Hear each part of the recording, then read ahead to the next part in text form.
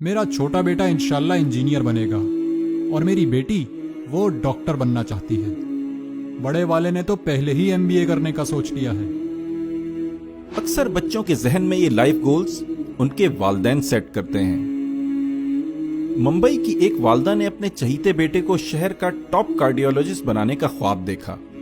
ہونہار بیٹے نے محنت اور لگن سے MBBS تو کر لیا، لیکن وہ شیخ احمد دیدات جیسا مبلغ اسلام بھی بننا چاہتا تھا تاکہ وہ دنیا بھر میں بسنے والے اربوں انسانوں کو اسلام سے متعارف کروا سکے۔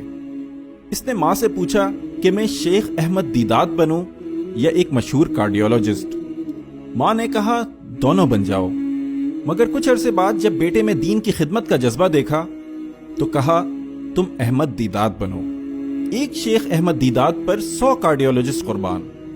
والدین کی سپورٹ کے ساتھ یہ نوجوان اتنا بڑا مبلغ بنا کہ آج ہزاروں لوگ اس کے ہاتھ پر اسلام قبول کر چکے ہیں۔ ان کی خدمات کے اعتراف میں انہیں کنگ فیصل ایوارڈ دیا گیا۔ آج دنیا ان کو ڈاکٹر ذاکر نائک کے نام سے جانتی ہے۔ آپ دنیا بھر کے مبلغین کی زندگیاں اٹھا کر دیکھ لیں، ہر ایک کے پیچھے ایسی ہی ایک داستان آپ کو ملے گی۔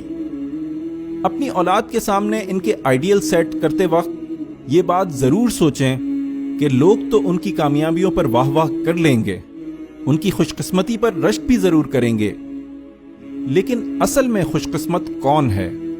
قرآن تو ان لوگوں کو خوش قسمت کہتا ہے جو ایمان لاتے ہیں، نیک عمل کرتے ہیں، صبر کرتے ہیں اور اللہ کی طرف دعوت دیتے ہیں۔